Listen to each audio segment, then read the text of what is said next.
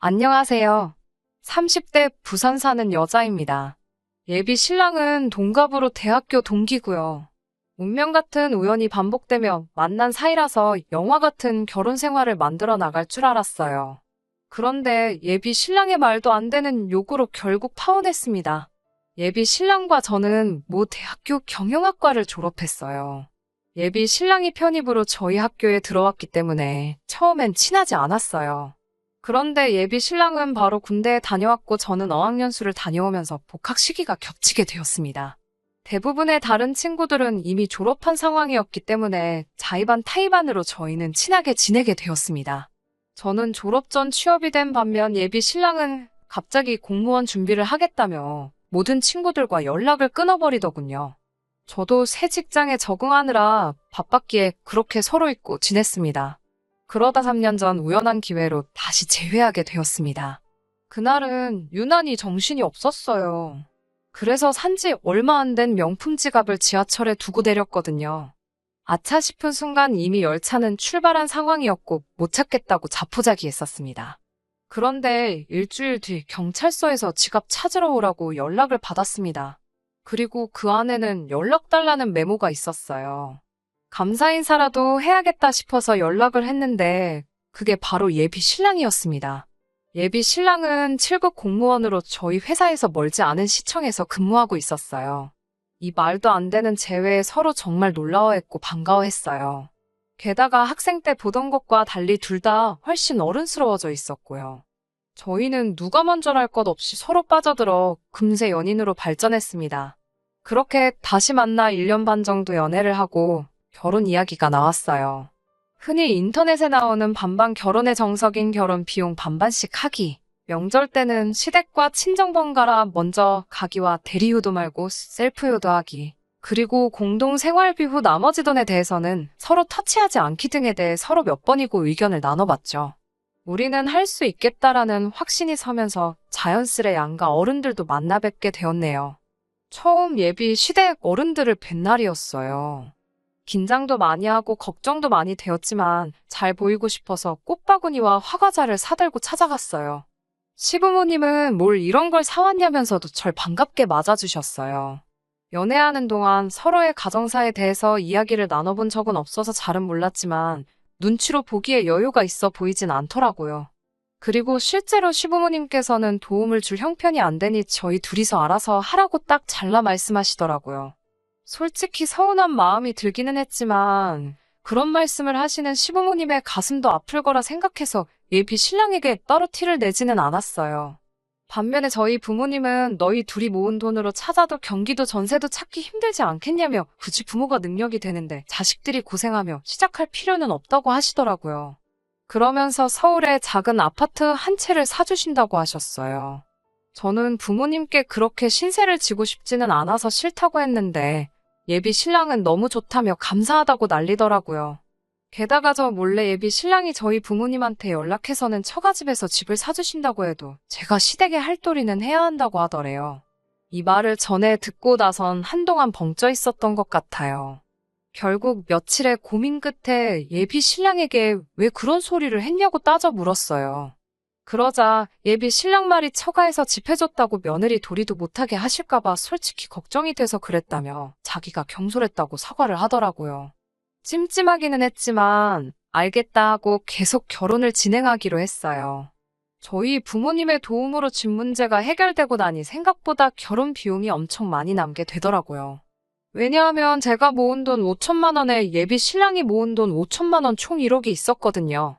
원래는 작은 전세방이라도 구하려고 했었는데 그 문제가 해결되었으니 신혼여행 퀄리티를 좀 높일 수 있겠다 싶었어요. 그래서 일정도 늘리고 숙소도 좀 좋은 곳으로 바꾸자고 예비 신랑에게 이야기했습니다. 그런데 예비 신랑이 업그레이드를 하지 말자고 하더라고요. 제가 왜 그러냐고 물으니까 어차피 우리 집 문제 해결되었으니까 자기가 모은 돈은 1천만 원만 빼고 전부 다 시댁에 드리겠다는 거예요. 결혼 후에는 더 이상 시댁에 신경 쓰기가 어려우니까 장가가기 전 효도하는 셈치고 그러고 싶다고요. 그 말을 듣고 보니 일리가 있다 싶어서 그러라고 했어요. 그리고 저도 제가 모은 돈 1천만 원만 빼고 다 친정에 드리겠다고 했어요. 친정에서 집까지 사주시는데 저도 그렇게나마 효도를 해야겠다고요. 그러자 예비 신랑이 질색을 하면서 그 돈을 다 들이면 신혼여행 퀄리티도 낮아지고 신혼집에 들어갈 가전이나 침구도 다 한 단계 낮을 걸 사야 되지 않냐면서 따지더라고요. 결혼 후 언제 어떻게 돈이 필요할지 모르는데 왜 그 돈을 다 친정에 들이냐면서요. 듣고 있는데 어이가 없어서 예비 신랑한테 자기는 그 돈 다 시댁에 드릴 거면서 나는 왜 우리 집에 못 주게 하냐고 받아쳤어요. 그러자 한다는 소리가 너네 집은 돈이 많아서 우리 집도 사줄 수 있지만 시댁은 돈이 없으니까 당연한 거 아니냐며 완전 배째란 식으로 나오더라고요. 아나무인의 내로남불이 따로 없는 그 모습에 완전 깨더라고요. 결국 그날 이후로 3일 동안 서로 아무 연락도 하지 않고 냉전 중이었어요. 생각해보면 예비 신랑은 그때도 물론 공무원 시험 준비 때문이긴 했지만 일방적으로 연락을 끊어서 제가 정말 속상했거든요. 그때의 일을 생각하니 어쩌면 예비 신랑이 이기적이고 전형적인 내로남불 스타일인 것 같아서 결혼이 망설여졌어요. 그래도 내심 예비 신랑에게 먼저 미안하다고 연락이 오면 받아줘야지 생각하고 있었는데요. 어제 저녁에 예비 시부모님과 만났고 파혼하는 걸로 결정했습니다. 어제 오전에 예비 시부모님께서 전화를 해오셨더라고요. 제가 전화를 받자 저한테 대뜸 너는 한가족들 애가 어쩜 그렇게 야박하냐고 면박을 주시더라고요. 솔직히 처음엔 무슨 말씀을 하시는지 정확히 파악을 못했어요. 예비 시모가 전화에 대고 뭐라고 막 화를 내다가 스스로 갑갑했는지 이따 저녁 어디 카페로 나오라고 그러곤 전화를 딱 끊어버리셨어요. 말씀하신 카페에서 기다리고 있는데 예비 시모가 갑자기 장소를 바꾸더라고요. 그래서 바꾼 장소로 이동을 하다 보니 예비 시모보다 좀 늦게 도착을 했어요. 늦어서 죄송하단 인사를 끝마치기도 전에 예비 시모는 저에게 어른을 기다리게 했다며 무릎 꿇고 앉으라고 하시더군요.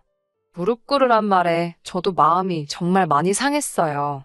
그건 좀 지나치신 것 같다고 말씀드리고 그냥 의자에 앉았더니 벌써부터 시어머니 말 알기를 우습게 안다며 호통을 치시더라고요. 마치 어떻게든 기선제압을 하시려는 것처럼 느껴졌어요. 여러 가지 말씀을 하셨지만 결론은 예비 신랑이 결혼자금으로 모아둔 돈에서 1,000만 원을 제외하고 나머지는 시댁에 주는 걸 반대하지 말아라. 그리고 네가 모은 결혼자금은 니네 친정에 주지 말고 신혼여행을 비롯한 앞으로 부부 생활에 필요할 때 쓰라고 하시더군요. 그건 경우가 아니지 않냐고 묻자 어른이 시킨 거니까 어른 말대로 하면 된다고 하시더라고요. 옛말에 어른 말 틀린 거 없다고 하지 않냐면서요. 어른이 시키면 네 하고 받아들이면 모든 일이 행복하게 해결되는데 왜 말끝마다 말대꾸를 하냐고 하시더군요. 그 순간 알게 되었습니다. 단순히 예비 신랑이 이상한 게 아니라 예비 시어머니를 닮은 거구나라는 생각이 퍼뜩 들더라고요. 만약에 제가 예비 신랑과 결혼을 해서 아이를 낳으면 아이가 저렇게 자랄 수도 있겠구나 생각하니 결혼하면 안 되겠다라는 결론이 내려졌어요. 제가 도저히 이 결혼 못하겠다고 아무리 잘난 아들이라도 아들이 말도 안 되는 억지를 부리면 가족으로서, 어른으로서, 부모로서 말릴 생각을 하셔야지 그걸 가만히 보고 계시는 것도 아니고 왜 한술 더 떠서 이렇게 행동하시냐고 제가 받아쳤어요. 그러자 저한테 이욕저욕을 퍼부으시면서 함부로 말씀하시더라고요. 되바라졌다면서 시부모 잡아뜨리고 남편 잡아먹을 여자라며 악담을 서슴지 않으셨어요. 대꾸하기도 싫고 상종도 하기 싫어서 아무 대꾸도 안 하고 자리에서 일어나니 기어이 저희 부모님까지 들먹거리더라고요. 딸을 어떻게 가르쳤길래 저 지경이냐면서 네 부모가 불쌍하다고요.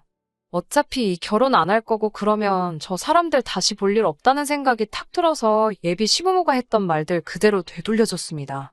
아들이 똥인지 된장인지 분간 못한다고 부모가 돼서 그걸 같이 맛을 보고 있다고 아들을 왜 그따위로 가르치셨냐고요.